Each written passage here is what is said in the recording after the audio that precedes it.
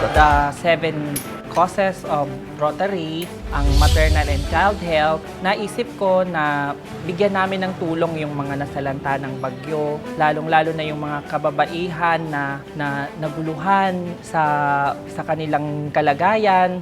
Ito talagang beneficiaries namin ay pinili namin yung mga nasalanta talaga nung nakaraang bagyo.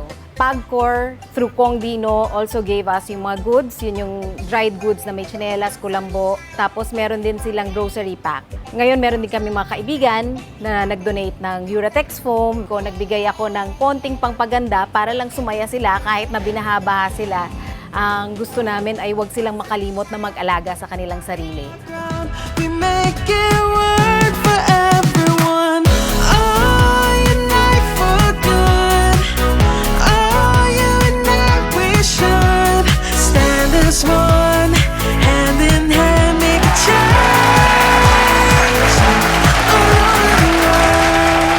Pinagpapasalamat at gawa po ng nabigyan po kami ng mga ganitong items katulad ng foam, payong at mga grocery.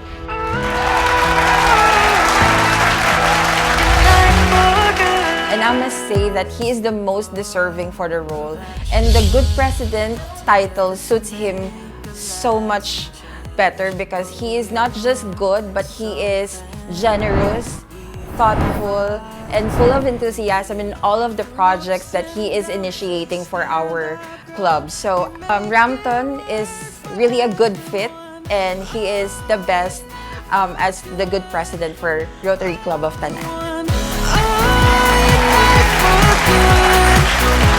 Kasi gusto niya lahat ng bagay maayos. Kaya pag sinabi niya na ganoon, na ganito yung gagawin natin, dapat mangyari yan. Dahil siya yung tipo ng tao na gusto niya perfect. From the Rotary Club of Tanay and Ma'am Tet Tanwatco, Kasama ang Weekend Rizalenia. Unite for Good!